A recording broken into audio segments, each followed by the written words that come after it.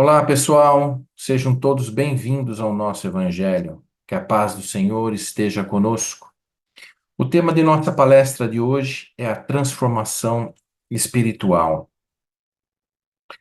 E um tema importante para a nossa evolução é a reforma íntima. Por que fazer a reforma íntima? Uma forma poética de ver o assunto é dizer que somos uma obra incompleta de um artesão perfeito, que é Deus. Pois é, pois assim Deus fez a sua criação, de modo que a nossa evolução nos auxilia e também somos trabalhadores na concretização de sua obra.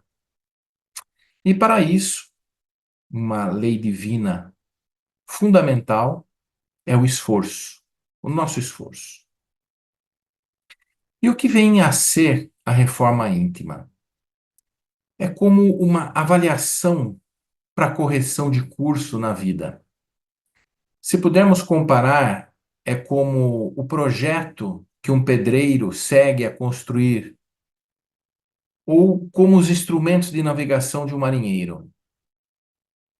Não vamos deixar a casa chegar ao ponto do telhado para ver e verificar se o alicerce está tudo em ordem ou está errado. Nem vamos esperar estarmos perdidos para darmos conta que nos desviamos do curso de nossas vidas.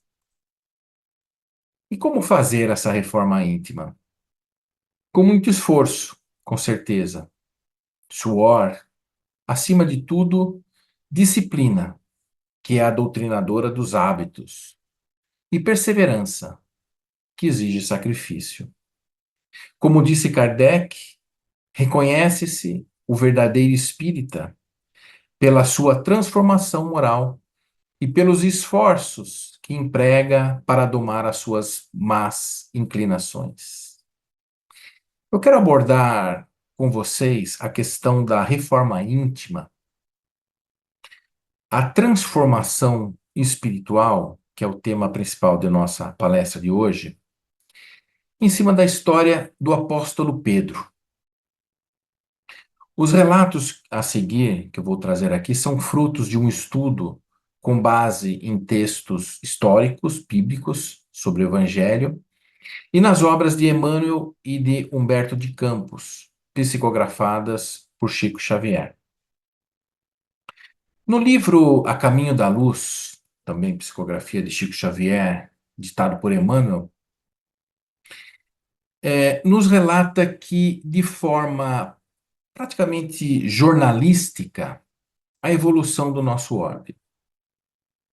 Diz Emmanuel que a descida do Cristo, que era o nosso governador espiritual, era e ainda é o nosso governador espiritual do planeta Terra, foi programada para um momento em que a humanidade deixava a sua infância espiritual, ou seja, começava a ter condições de compreender algumas coisas.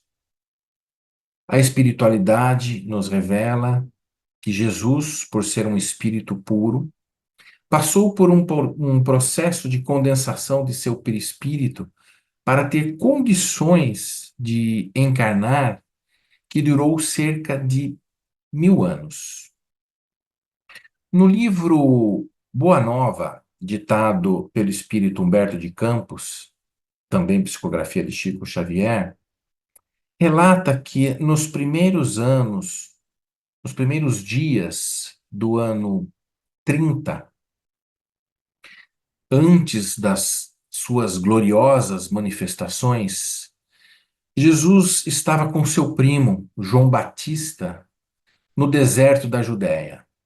Ficaram juntos ali por alguns dias, em plena natureza, e após esse período, Jesus dirigiu-se para Jerusalém, onde ele chegou ao cair da noite e ficou sentado nas proximidades do templo.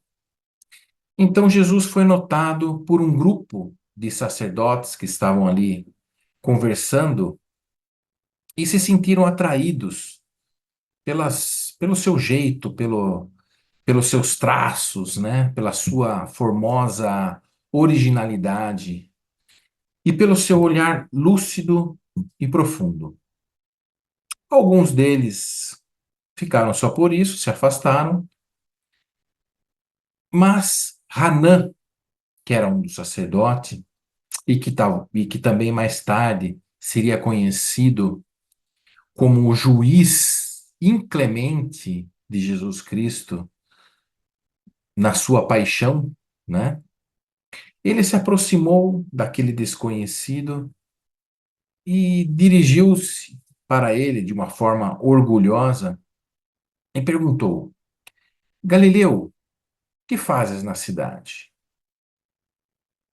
E Jesus respondeu: Passo por Jerusalém buscando a fundação do reino de Deus, exclamou, com um tom modesto, mas de profunda nobreza. Hanã, com todo o seu orgulho, respondeu a Jesus: Reino de Deus? E que pensas tu vem a ser isto? E Jesus respondeu: Esse reino é a obra divina no coração dos homens. Disse com uma certa serenidade e confiança: Obra divina em tuas mãos? Revidou Hanã. E deu uma gargalhada de profundo desprezo. E continuando com as suas observações irônicas, perguntou: Quem contas para levar avante essa difícil empresa, esse difícil empreendimento? Quais são os teus seguidores e companheiros? E, um pouco desconfiado, Ana ainda perguntou: Terás conquistado o apoio de algum príncipe desconhecido, ilustre, né? Que está a auxiliar, né, a bancar estes seus planos? E Jesus respondeu: Meus companheiros hão de chegar de todos os lugares. Aí Hanã achou estranha a resposta de Jesus e fez uma observação. Os ignorantes e os tolos estão em toda parte da terra. Certamente que esse representará o material de tua edificação. Entretanto, propões a realizar uma obra divina? Já viste uma estátua perfeita modelado em fragmentos de lama? Humilhou Hanã, né? Pelo menos tentou humilhar Hanã. E Jesus ficou em silêncio e respondeu: Sacerdote, nenhum mármore existe mais puro e mais formoso do que o do sentimento, e nenhum cinzel é superior ao da boa vontade. Nessa, Hanan já engasgou. Percebeu que estava falando com uma pessoa inteligente, né? Mas quis ainda se valer em cima de Jesus e interrogou: Conheces Roma ou Atenas? Jesus respondeu: Conheço o amor e a verdade, de forma convincente. E Hanan continuou: Tem ciência dos códigos da corte provincial e das leis do templo? E Jesus disse: Sei qual é a vontade de meu Pai, que estás no céu. O sacerdote então ficou irritado, dirigiu a ele um sorriso profundo e de desprezo e se retirou, visto que tinha perdido a discussão. Dali a alguns dias, depois de ter passado por Nazaré, descansado um pouco em Caná, Jesus se dirigiu a Cafarnaum e, como se procurasse com atenção algum amigo que estivesse à sua espera, ele, logo ali nas margens do Tiberíades, né, ou do lago de Genezaré, viu um grupo alegre de pescadores e se dirigiu a eles, né? Como se já conhecesse a todos.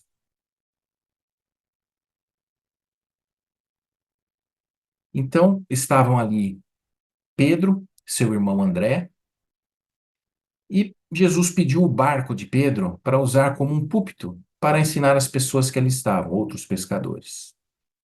Jesus fez uma pregação maravilhosa e no final da pregação começou a conversar ali com Pedro, que tinha reclamado que tinha sido difícil a pescaria, que não tinha pego nada.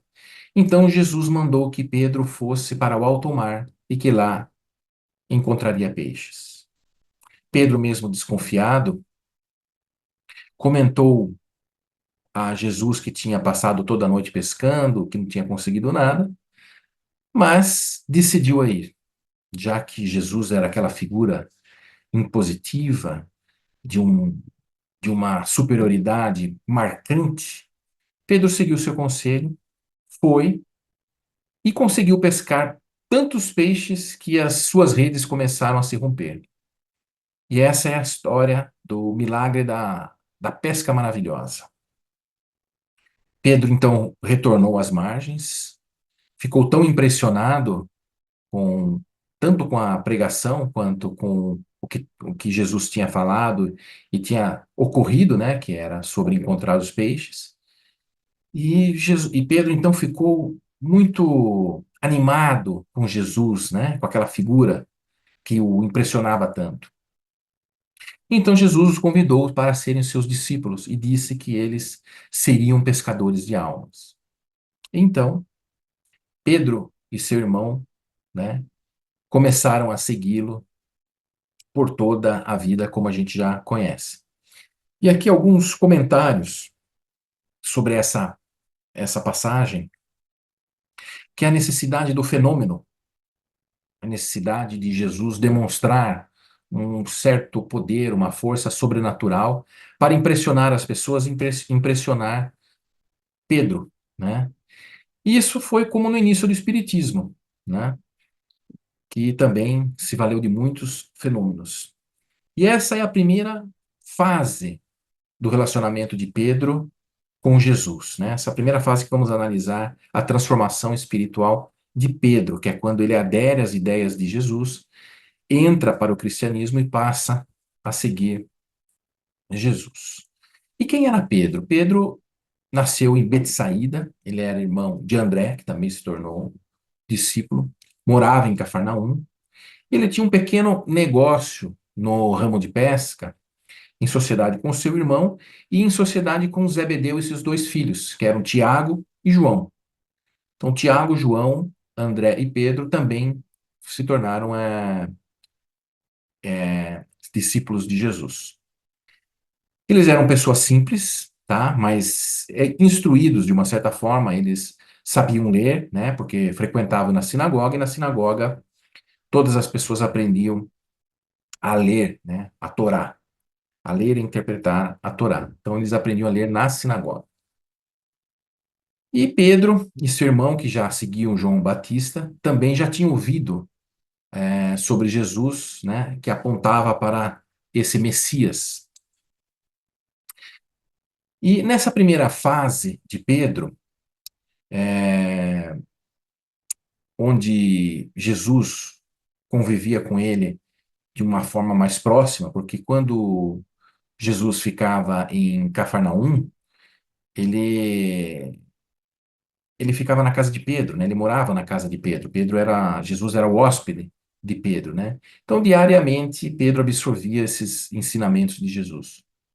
E uma das passagens que revela sobre a personalidade de Pedro e sobre os valores que ele tinha nessa primeira fase foi quando, certa vez, Pedro e Jesus estavam numa cidade próxima, num vilarejo próximo a Cafarnaum, que se chamava Corazim, na casa de Jeroboão, que era conhecido de Pedro. Eles estavam lá conversando, falando sobre a boa nova, quando veio um pedido de socorro, alguém doente numa casa próxima, e vieram solicitar a ajuda de Jesus. quando Jesus estava saindo, entram na casa de Jeroboão 4 publicanos que apareceram de repente. Os publicanos, para quem não conhece, eram aquelas pessoas que eram autorizados pelos romanos a cobrarem impostos dos judeus e a repassarem aos romanos, podendo eles ficarem com uma parte, né? Quando Jesus saía, Jesus os reconheceu, notou as suas vestes, que eram ricas, né? Mas também notou que os rostos deles demonstravam certas inquietações e tristeza. Então Jesus se compadeceu deles e disse a Pedro: Nossos irmãos chegam à procura de renovação e de afeto. Rogo a ti que sejas, junto deles, o portador do bem. Ampara-os com a verdade. Prossigamos em nossa tarefa de amor. Essa foi a mensagem e a missão que Jesus dá a Pedro. Pedro olhou de relance os 4 publicanos e tão logo se viu sozinho com eles, fechou a cara, esperou que falassem. Então, Eliúde, que era um deles, era um joalheiro, né? Era o mais velho dos 4, e se ergueu e falou com certa modéstia: Pedro, discípulo de Jesus, ouvimos sobre a nova revelação e compreendemos Jesus ser o Messias, que ele vem da parte do Todo-Poderoso. E implorou a eles: arranca-nos da sombra para a luz e da morte para a vida.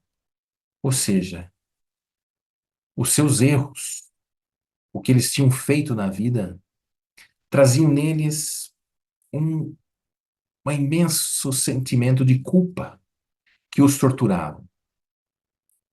Porém, isso não amoleceu o coração de Pedro. Pedro se esqueceu da parte que Jesus disse para ele: ampara-os, e, e decidiu seguir somente aquele que dá a eles a verdade, porém, da forma de Pedro. E começou a dizer e a humilhar os 4. E disse assim: conheço todos vocês.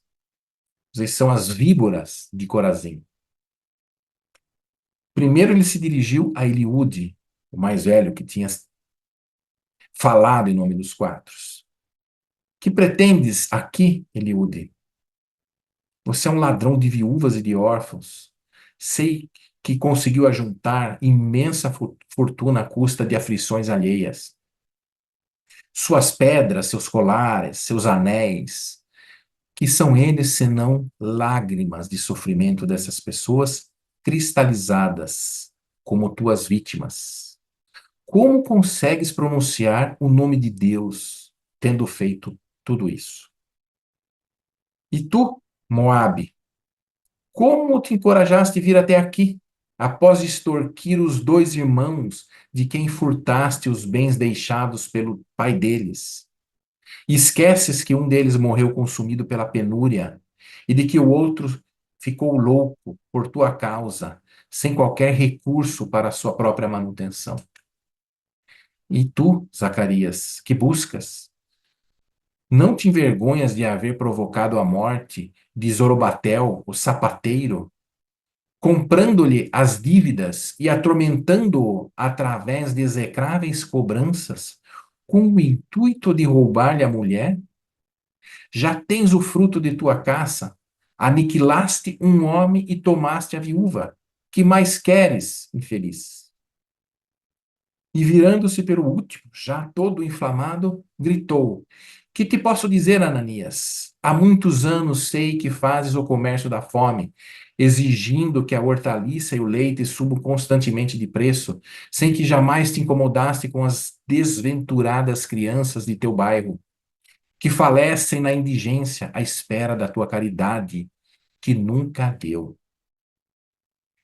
E para terminar, arrematou: súcia de ladrões, bando de malfeitores, o reino dos céus não é para vós.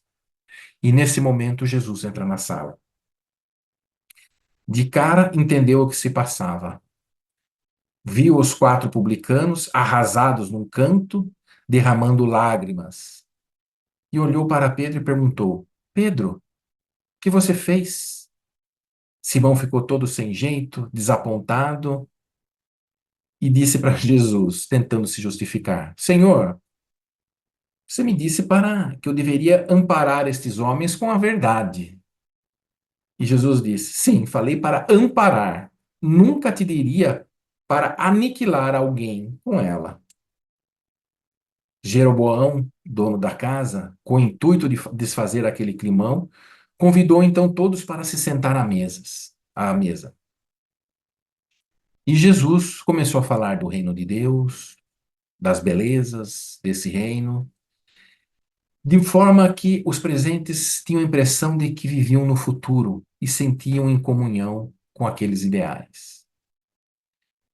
Quando acabou a ceia e a conversa, os quatro publicanos se despediram e se sentiam diferentes, transformados por aquela palavra, com a esperança de que poderiam ter fé, poderiam acreditar no perdão e se sentiam transformados e felizes. No caminho de volta para Cafarnaum, Pedro e Jesus sozinhos, né? Lembrando que Corazim e Cafarnaum fica a coisa de 5 quilômetros, mais ou menos, coisa de 1 ou 2 horas, 1 hora, um pouco mais de 1 hora, a pé é possível fazer. Então, nesse caminho, voltando a Cafarnaum, Pedro censura o comportamento de Jesus com comentários e faz a seguinte pergunta: se era para demonstrar tanto carinho para com os maus, como estender auxílio aos bons? Se os homens errados mereciam tanto amor, que lhes compete fazer a benefício dos homens retos? Cristo escutou a reprimenda em silêncio, e quando o aprendiz se calou das derradeiras reclamações, respondeu numa frase breve: Pedro, eu não vim à terra para curar os sãos. Essa passagem consta do livro Estante da Vida, ditada pelo Espírito Irmão X, que é Humberto de Campos, e psicografia de Chico Xavier. E mostra bem como que era Pedro, que apesar de decidir mudar a sua vida, seguir ao mestre, buscar por uma reforma, ainda tinha em si muito enraizados os seus valores antigos, né? E ainda nessa primeira fase de Pedro, podemos dizer que ela vai até o momento da paixão de Cristo, onde Pedro se mostra uma pessoa fraca, né? Na última ceia, quando Jesus diz que um de, de seus discípulos o trairiam, né?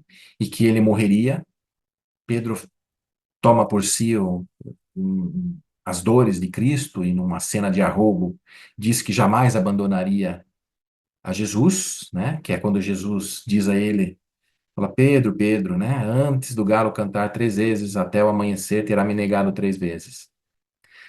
Mas o que importa é esse sentimento de Pedro, ou seja, era um sentimento bruto. Ele tinha fraqueza, mas ele desejava seguir Jesus, ele desejava ter uma fortaleza que ele não tinha. Quando eles saem da última ceia, que eles vão até o jardim de Getsemane, quando Jesus é preso, né, entregue por Judas, Pedro tenta defender Jesus e entra em luta com os guardas e corta a orelha de um deles, mostrando uma, um ímpeto de violência, né, um espírito ainda bruto. E apesar de Jesus, né, ter sido preso e Pedro estar com medo, os outros discípulos fogem. Mas Pedro segue Cristo, que é quando ocorre a negação dele, né? Quando as pessoas estão próximo ali do templo, onde está ocorrendo o julgamento de Jesus, Jesus está preso. Pedro fica tentando achar uma forma de libertar Jesus. Ele está morrendo de medo, mas ele tenta se ocultar. Por isso que ele nega a Jesus. Ele está tentando, no, no, no íntimo dele, quando ele nega a Cristo, ele tem o intento ainda de conseguir fazer libertar Jesus, e ele pretende se manter oculto, né? Por isso ele nega. Mas ele demonstra o medo, porque se ele tivesse ao lado de Jesus, como ele mesmo disse horas antes durante a ceia, ele teria sido preso com Jesus, né? Então, esse mostra o Pedro, né? Uma pessoa de uma vontade incrível, né? Por isso Jesus muda seu nome, né, para Pedro, a rocha, né? Ele tinha uma vontade incrível, uma fortaleza incrível, que não era doutrinada, que não era lapidada. Então, essa é a primeira fase de Pedro. A segunda fase de Pedro também podemos chamar como o segundo chamamento de Pedro, porque após a crucificação de Cristo, Pedro retorna para o lago de Genezaré e um certo dia, né? E ele estava pescando, como ele fazia antes, né, de conhecer Jesus. E Jesus aparece para ele, né, materializado, o Espírito de Jesus materializado, aparece para ele. Percebe que Pedro está num barco a uma certa distância. Jesus prepara ali uma janta com Pedro, consegue um peixe de outros pescadores ali próximo, prepara ali um alimento. E quando Pedro retorna de barco e vê Jesus, eles se abraçam, né? Uma cena muito bonita. E Jesus lhe diz: Simão, né? Já não era nem mais Pedro, era Simão. Ou seja, ele volta. Cada cena, cada, cada passagem na vida de Jesus tem um profundo significado, né? Quando ele chama Pedro de Simão, ele está fazendo como esse segundo chamamento, como ele fez o primeiro, antes de Simão se tornar Pedro. Então, todos os episódios que passaram nessa primeira fase, ali na parte da paixão, principalmente, quando ele nega, e é como se Pedro tivesse sido fracassado, né? Então, Jesus insiste nele, porque conhece a sua fibra, porque Pedro foi preparado no plano espiritual para ser discípulo de Jesus, mas como temos o nosso livre-arbítrio, né? Então Jesus volta, encontra Pedro e o chama: Simão, filho de Jonas, me amas mais do que estes? E Jesus e Pedro diz: sim, sabes, né? Sabes que te amo, mestre. E Jesus faz essa pergunta por 3 vezes, até que Pedro repete por 3 vezes e fica chateado por ver que Jesus desconfiava de Pedro, né? Mas ao afirmar 3 vezes, então Jesus dá uma nova missão a Pedro. Pede para ele abrir um local de assistência aos necessitados. Por que Jesus pede para fazer isso? Porque ele sabia que Pedro não estava pronto para desenvolver o amor, né, para poder ser um discípulo, para continuar a sua a sua mensagem, divulgar o evangelho. Porque Pedro encontraria situações muito difíceis. Então, quando ele manda abrir a Casa do Caminho, né, essa instituição de caridade, Jesus desejava desenvolver em Pedro esse maior sentimento de amor e de caridade. Então, Pedro vende as suas propriedades em Cafarnaum e se muda com a família para Jerusalém. sem antes, ainda tem uma passagem desabonadora para Pedro, que uma das discípulas de Jesus, né, Maria Madalena, ou Maria de Magdala, como todos nós conhecemos, pede para ir com ele, para segui-lo nessa casa que Jesus tinha dado a ele a incumbência de montar. Porém, Maria de Magdala, Pedro o recusa essa, essa oferta de ajuda, com receio do passado de Maria de Magdala. E a força a ir morar no Vale dos Leprosos, onde ela fica lá por muito tempo, dando a sua caridade e a sua contribuição para aquelas pessoas e limpando sua moral, suas falhas, né? Se refazendo espiritualmente. Mas essa é uma outra história. Então, Pedro segue e monta a Casa do Caminho, que é conhecida como a primeira casa de assistência e caridade da história, e que depois foi replicada em muitas outras comunidades cristãs.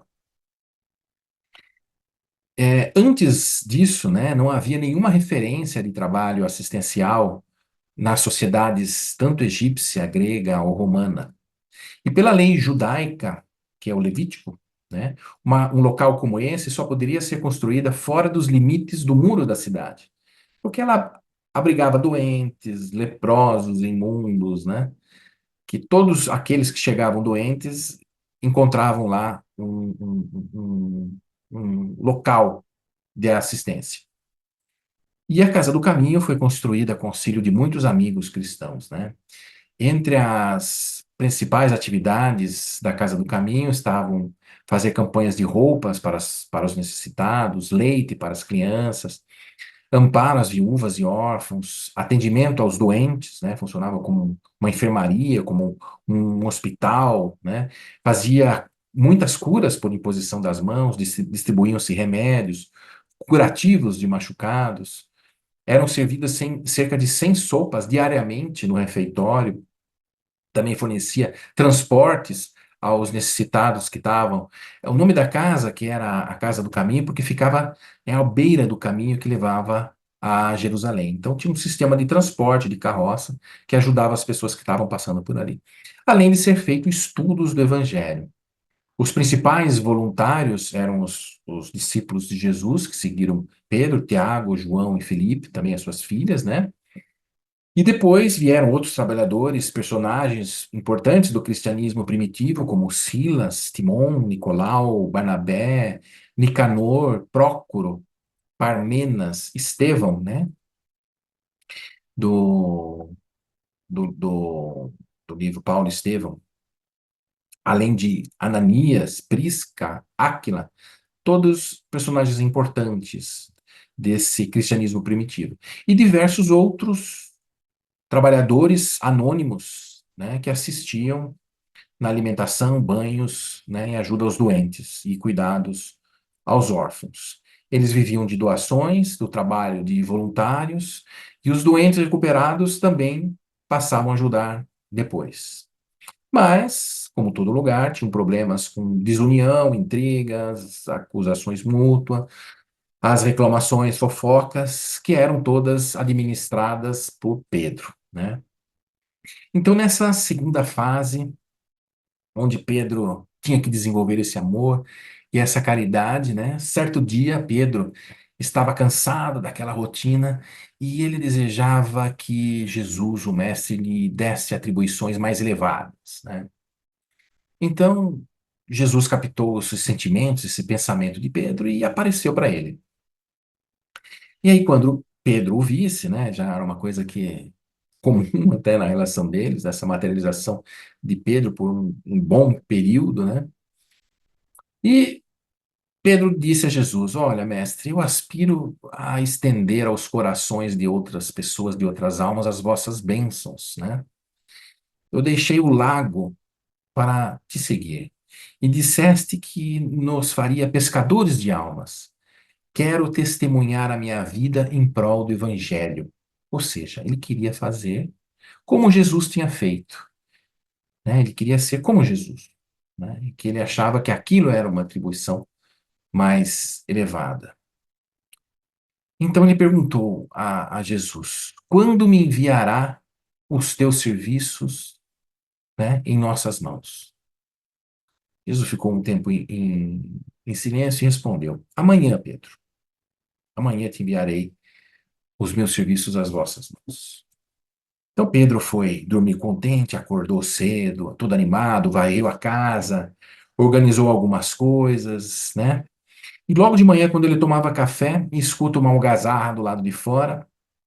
Quando abre a porta, entra todo esfarrapado Joachás, que era um malfeitor, um trambiqueiro, que dava golpes nas pessoas, vivia de pequenos furtos.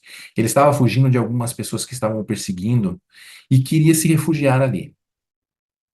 Pedro reconhece e diz: ó, por que eu tenho que te socorrer, Joachás? Não passa de um ladrão costumeiro, né? Então Pedro o expulsa e entrega aos guardas. E volta aos seus pensamentos, né? Só ficava ali pensando como é que seria o dia em que Jesus lhe enviaria a sua missão. Mais tarde, aparece Júnia, uma mulher que costumava seduzir os homens, casados, solteiros, e ela estava deprimida e queria um pouco de afeto. Pedro a reconhece e diz: aqui não, o teu lugar é em praça pública, onde todos possam desprezá-la. E Júnia saiu e se afastou em prantos. Muito parecido com o que Pedro fez aos publicanos. Mas o entardecer, né, quase noite, Pedro, já todo preocupado que tinha passado o dia e nada da vir a missão de Jesus, de repente bate a porta de forma insistente e quando Pedro abre a porta, cai para dentro da sala uma pessoa. Era Jarim, um alcoólatra, que estava fugindo de uns jovens que queriam apedrejá-lo. E Pedro fala assim: Jarim, não sujes o chão, o recanto do mestre com teu vômito, e o expulsa da casa. A noite cai, Pedro se coloca para as orações e começa a chorar, porque Jesus não havia cumprido a sua promessa. Então, nesse momento, Jesus aparece. E Pedro lhe diz: Senhor, guardei, guardei-te o dia todo sem que me enviasse a prometida tarefa. E Jesus responde: como não, Pedro? Por 3 vezes roguei-te o auxílio neste dia. De manhã enviei-te Joachás, desventurado irmão, para que você o renovaste a existência. À tarde lhe enviei Júnia, dementada e doente, para que você a medicasse e esclareceste. E no fim do dia enviei Jarim, companheiro que o vício abraça, para que pudesse auxiliar. As 3 vezes você negou a assistência. Pedro caiu em prantos e disse: eu não sabia, Senhor. Me perdoa pela ignorância. Jesus o afaga, conhecia o amigo e diz a ele: Pedro, quando quiseres ouvir a minha palavra, busca o evangelho. E nesse instante Jesus aparece. Pedro então pega as anotações de Levi, né? Mateus, né? Levi mudou de nome para Mateus. E exatamente ele vê a passagem que Jesus diz: os sãos não precisam de médico. E ele se recorda lá daquela conversa que ele teve com Jesus de volta a Cafarnaum, quando saíram de Corazim, na casa de Jeroboão, no dia em que Pedro discriminou os publicanos. E entende que tinha sido reprovado pela segunda vez. Mas Pedro estava em transformação, né? Depois desse dia, o trabalho na casa do caminho se multiplicava em quantidade, Uma multidão era atraída para lá, porque eles eram discípulos de Jesus, a doutrina de Jesus tinha se espalhada por todo canto. Então vem a missão que Pedro queria, pois o cristianismo primitivo corria risco, haviam distorções da mensagem de Jesus, né? E foi nesse momento que Jesus convoca Saulo, né, o convertido a caminho de Damasco, que se torna depois Paulo, quando foi curado por Ananias, e Pedro e os outros apóstolos iniciam viagens e começam a fundar novas comunidades cristãs, tanto em Israel como fora de Israel, em Damasco, Cesareia, Chipre, Antioquia, né? E essa podemos dizer que foi que se inicia então a terceira fase de Pedro, porque após a sua segunda queda, vamos chamar, né, a sua segunda falha, seu segundo fracasso, Pedro deixa os seus caprichos pessoais e passa a viver intensamente a vontade de Cristo, se dedicando às pessoas de uma forma integral. E é quando também começam a ocorrer alguns milagres realizados por Pedro. Podemos citar alguns aqui. O coxo de nascença, né, a pessoa manca, deficiente física, que Pedro curou no templo de Jerusalém, né, quando aquele ser humano, né, aquela pessoa com aquela deficiência física pede uma esmola e Pedro fala assim: não tenho ouro nem prata, mas dou o que eu tenho, e o toca, e o coxo fica curado. Também um paralítico que ele cura, né? Que é Enéas, né? E também ficou muito conhecido que por onde Pedro passava, as pessoas levavam os doentes, como faziam com Jesus.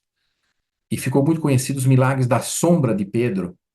Ele não conseguia atender todos, mas por onde ele passava, aonde a sombra dele tocava, também realizavam curas de doentes. Então Pedro fez diversas curas, né?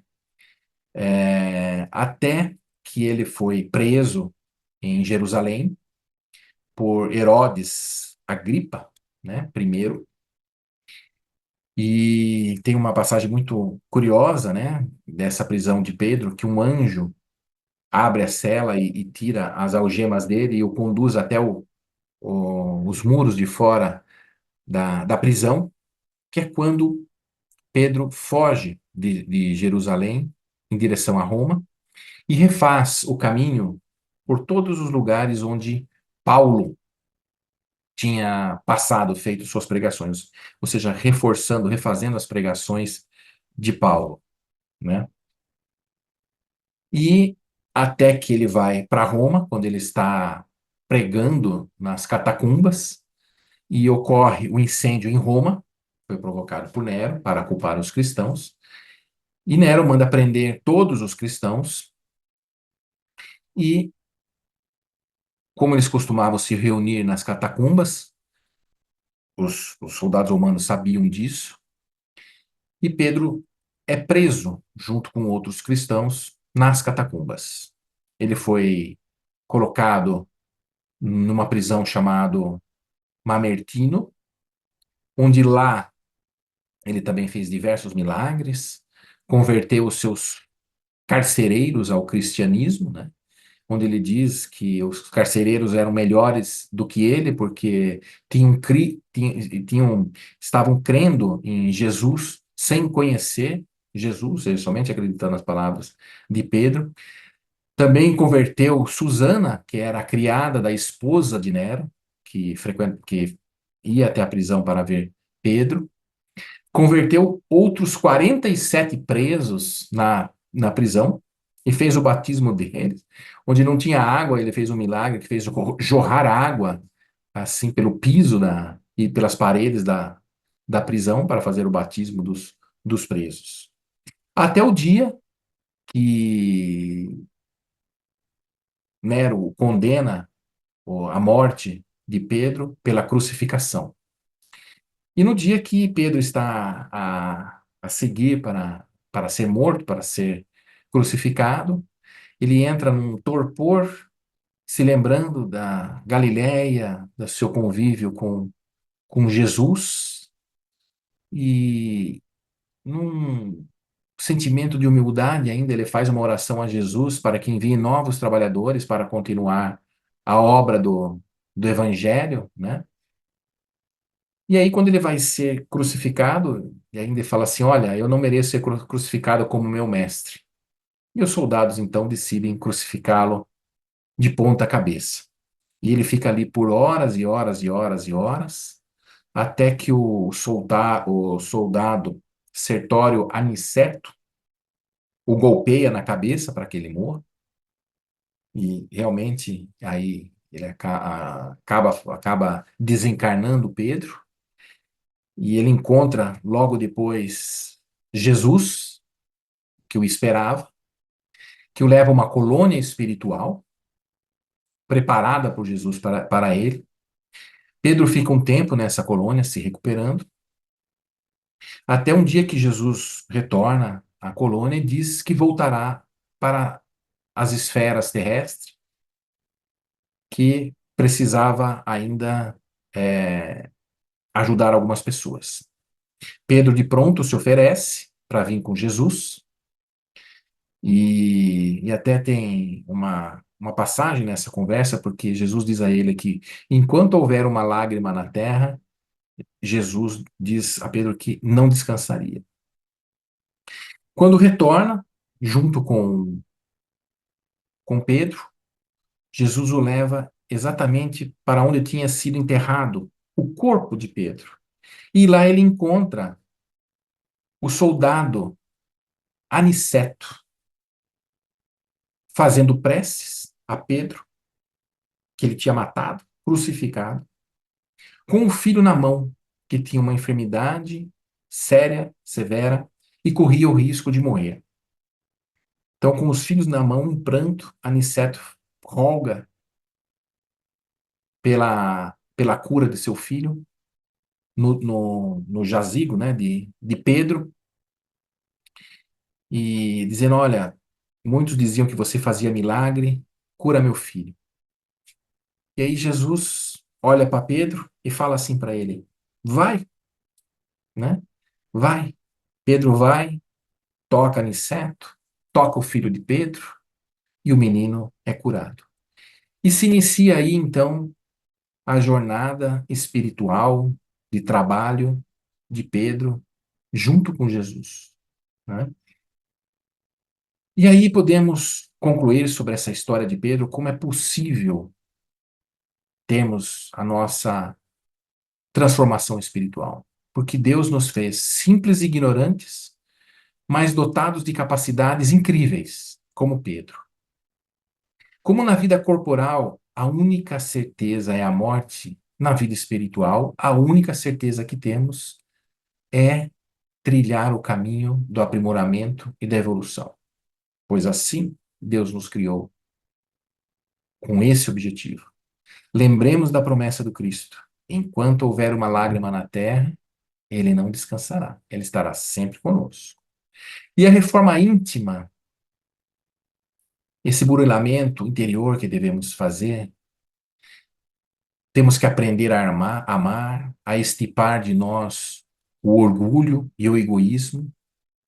Temos menos preocupação com os nossos defeitos. Se olharmos para isso, jamais vamos conseguir fazer a nossa transformação espiritual. Mas sim focar no objetivo e aprender a amar verdadeiramente. Um caminho longo, mesmo que uma jornada de 1000 quilômetros, começa com o primeiro passo. É assim que devemos proceder. E que tenhamos a inspiração desse grande personagem do cristianismo. Simples, rude, cheio de defeitos como nós, mas de uma vontade incrível. Falhou não uma única vez. falhou, se levantou, atendeu os chamados de Jesus, se burilou e se entregou por completo naquela missão que Jesus lhe havia conferido. Pensamos muito sobre sobre toda essa história e vamos iniciar hoje, imediatamente, a nossa reforma íntima. Não deixemos para amanhã o que podemos iniciar hoje. Com a graça de Deus, fiquem todos em paz. Que assim seja. Agradecemos a todos que participaram desse evangelho, encarnados e desencarnados, aos nossos benfeitores espirituais que nos assistiram e nos guiaram para um bom entendimento. Que eles nos ajudem a pôr em prática os ensinamentos aqui aprendidos e assim nos sentirmos a cada dia mais fortalecidos na nossa transformação diária. Que possamos receber tudo aquilo que aqui viemos buscar, de acordo com o nosso merecimento, com a força de vontade e com a fé de cada um de nós. Elevemos os nossos pensamentos a Deus, a Jesus e a toda espiritualidade, e com muita paz vamos iniciar o momento do passe. E vamos, neste instante, elevar o nosso pensamento até o Divino Mestre Jesus, rogando a Ele que possamos ser envolvidos numa luz de amor e paz, que essa luz possa trazer o equilíbrio no nosso corpo físico, em todos os nossos chakras e centros de força.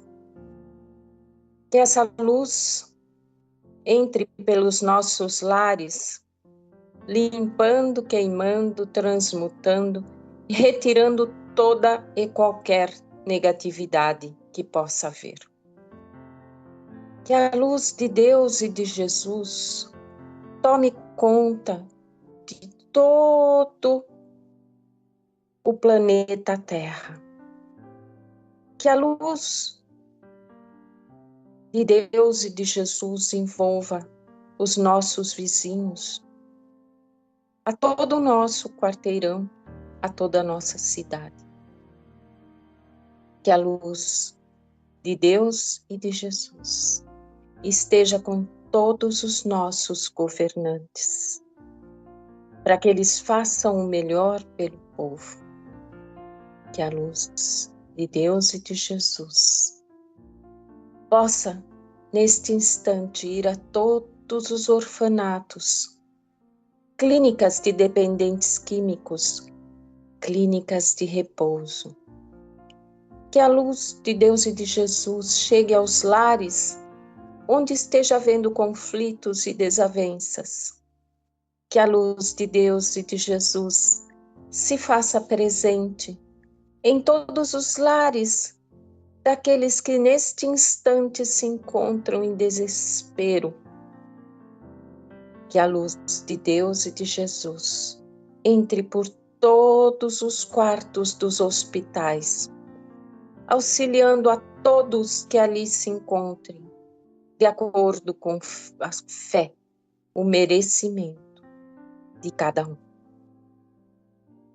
Que a luz de Deus e de Jesus possa estar conosco durante a nossa noite de sono e que possamos receber das equipes de Dr. Bezerra de Menezes a cura física, mental e espiritual. Que possamos receber também das equipes de Dr. Bezerra de Menezes a fluidificação de nossas águas. Rogamos também, ó Pai, por todos os nossos entes queridos, encarnados e desencarnados, que não estão presentes conosco neste instante. Que eles recebam a luz de Deus e de Jesus. e por tudo quanto recebemos.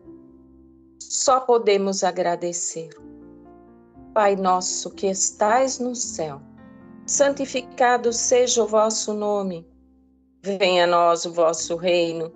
Que seja feita a vossa vontade aqui na terra como no céu. E o pão nosso de cada dia dai-nos hoje. Perdoa as nossas dívidas, como perdoamos nossos devedores. E não nos deixe cair em tentações, mas livra-nos de todo o mal. Ave Maria, cheia de graça, o Senhor é convosco. Bendita sois vós entre as mulheres. Bendito é o fruto do vosso ventre, Jesus. Santa Maria, Mãe, roga por nós hoje, amanhã e sempre. Que assim seja. Graças a Deus. Prece a Bezerra de Menezes. Nós te rogamos, Pai de infinita bondade e justiça, as bênçãos de Jesus Cristo, através do Espírito Bezerra de Menezes e sua legião de companheiros. Que eles nos assistam, Senhor, consolando os aflitos, curando os que se tornem merecedores, confortando aqueles que têm provas e expiações por passar, esclarecendo aos que desejam obter conhecimento espiritual e assistindo a todos os que apelem para o teu infinito amor.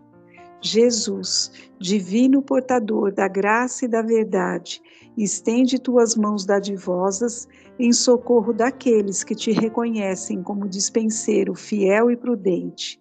Seja o nosso divino modelo, através de tuas legiões consoladoras, de teus santos espíritos, a fim de que a fé se eleve, a esperança aumente, a bondade se expanda e o amor triunfe sobre todas as coisas. Bezerra de Menezes, apóstolo do bem e da paz, amigo dos humildes e dos enfermos, movimenta as tuas falanges amigas em benefício daqueles que sofrem males físicos ou espirituais. Bons espíritos, dignos obreiros do Senhor, derramai as virtudes e as curas sobre a humanidade sofredora, a fim de que as criaturas se tornem amigas da paz e do discernimento, da harmonia e do perdão, semeando pelo mundo os divinos exemplos de Jesus Cristo. Que assim seja.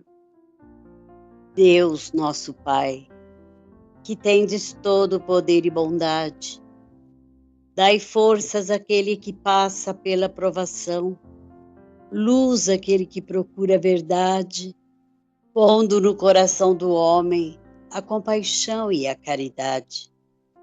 Deus, dai ao viajor a estrela guia, ao aflito a consolação, ao doente o repouso. Pai, dai ao culpado o arrependimento, ao espírito a verdade, à criança o guia, ao órfão um pai. Que a vossa bondade se estenda sobre tudo que criastes. Piedade, Senhor, para aqueles que não vos conhecem. Esperança para aqueles que sofrem.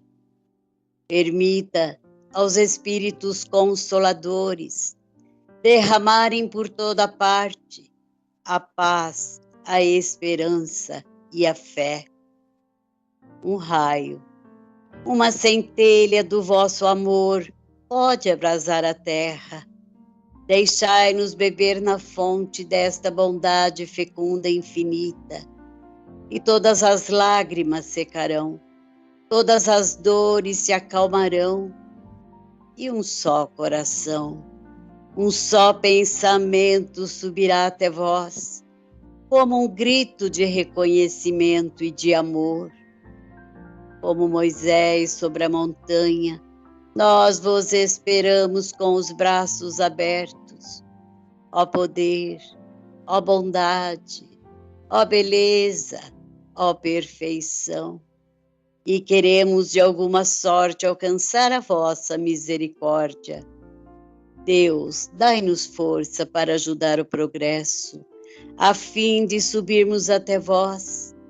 Dai-nos a caridade pura, dai-nos a fé e a razão, dai-nos a simplicidade, que fará de nossas almas o espelho onde se deve refletir a vossa doce e sublime imagem. E assim seja.